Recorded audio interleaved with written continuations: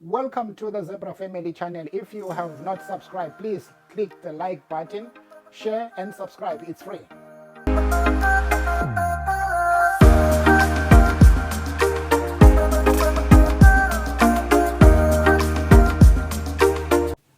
Good morning, good afternoon and good evening wherever you are around the world. This is Zebra Family channel. Have you subscribed to the channel? If not, what are you waiting for? Just hit the red button and subscribe, like and share. Today we are going to talk about what is happening in Gauteng. Let's talk about how Malema warned Cyril Ramaphosa on the collusion or the GNU Ramaphosa was trying to fixate for the national. Malema warned Cyril Ramaphosa before, and he gave some examples when he was warning him, because it was like Cyril was thinking like EFF wanted them to work with only black parties, which was not true. Let's listen how Malema warned Cyril Ramaphosa. I told the president very clear that maybe sometimes this thing rings nicely in your ear when the DA says we'll work only with the ANC of Ramaphosa. It's not true. The ANC of Ramaphosa lost in Tshwane, in Joburg, in Tekwini, in Ikuruleni and PE. Why didn't the DA offer the president what he is offering them now? Why didn't the DA say there is no outright winner? Come ANC of Ramaphosa, let's work together in Tshwane. If this situation we're in now was the DA in this situation with 40% and Freedom Front with 11% and ACDP with 5%, we're not going to be talking these things we're talking. They would have united and isolated all the progressive forces. And I'm not speculating. I'm telling you facts. Go and check in Tshwane, where the DA has got no outright majority.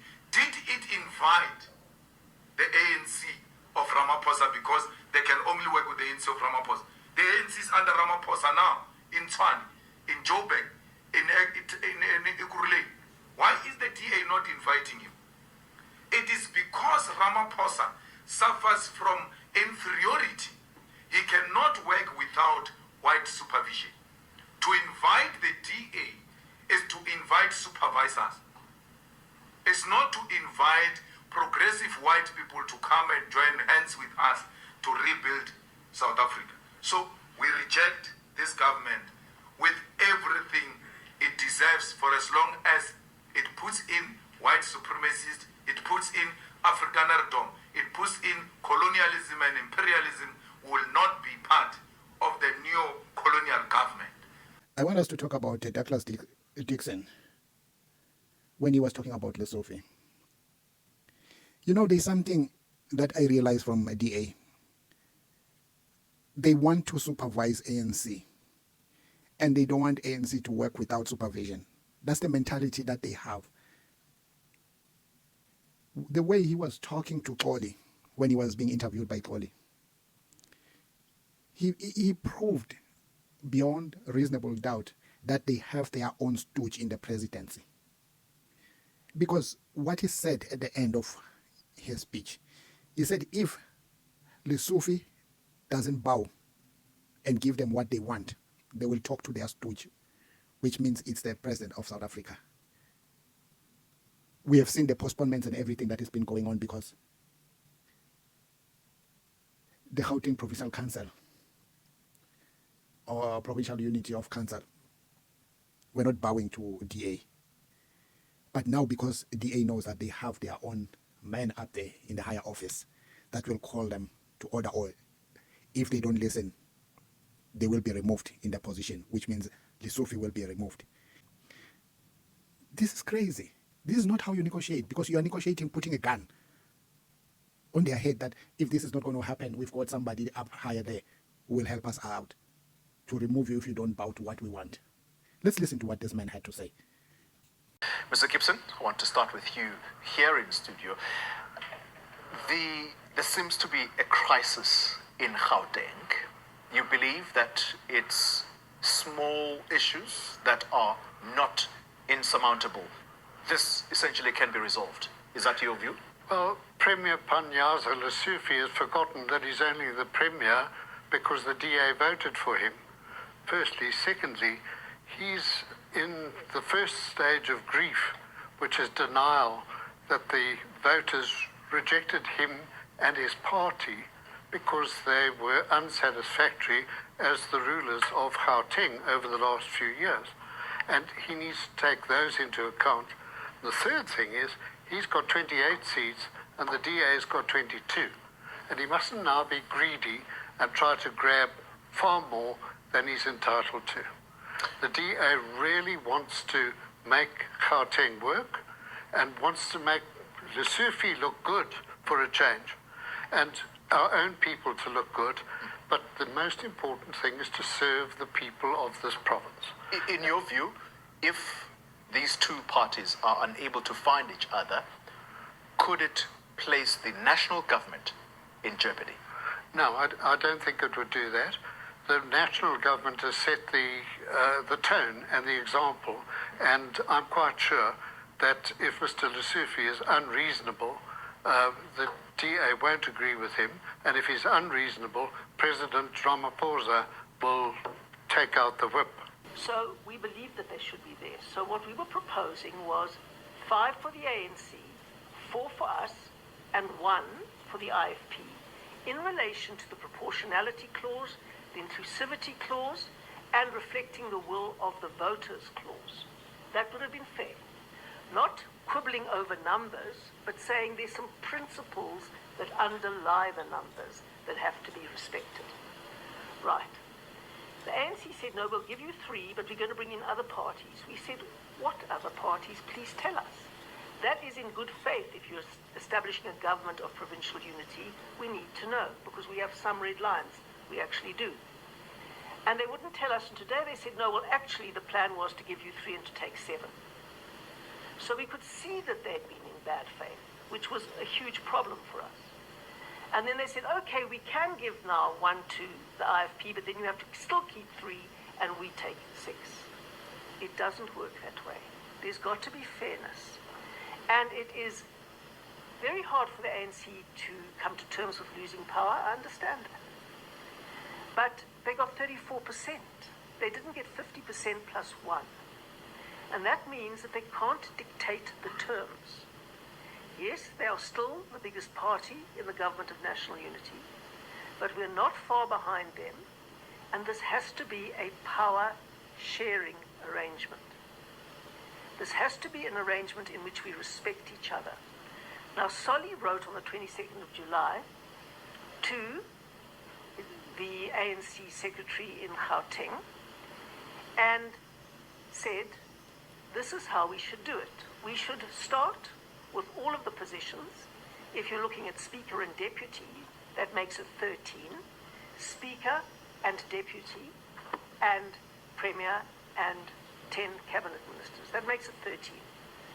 On the basis of proportionality, you get 7, we get 6. We already agreed that the speaker and the premier would go to the ANC. That's a big concession, because really it should be 1 goes to the ANC and 1 goes to us.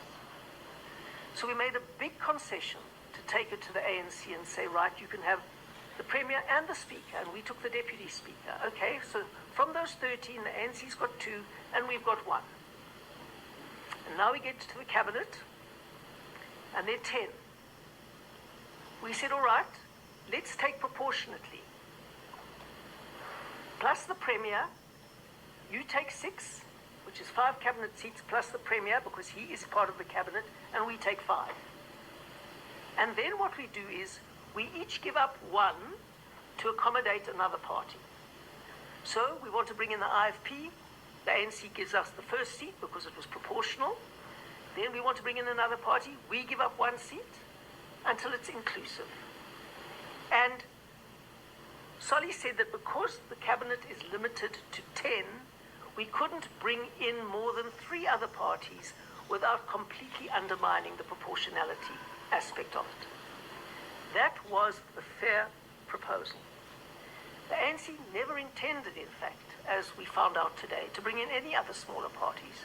They were using that as a smokescreen to hide from us the fact that they wanted 7 and they wanted to give us 3. Now really, we cannot have the wool pulled over our eyes in that way, and that is, for us, extreme bad faith, and would actually justify us closing the door. But we know that 28% of Gauteng voters voted for us, and they expect us to make a very big effort to have a proportional share in government to serve all the people of Gauteng and to represent the will of the voters, which we will do. But it's got to be done on a fair and respectful basis, reflecting the agreement that we signed. We signed an agreement. We take it seriously. It is a commitment. It's like a contract, and it has to be respected. And we have to, where there is confusion about the clauses, as for example, there seems to be about the clause on sufficient consensus, because the person from the ANC who explained it did not explain it in terms of the clause that exists there, is not acceptable. Today they did agree to go down from 7 plus the Premier to 6 plus the Premier, which would be 7 out of 11, and give 1 seat to the IFP and keep us at 3.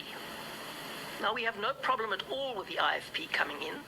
In fact, the IFP was an initial signatory to the statement of intent, and we believe they should be there in good faith. So we have no problem with that at all.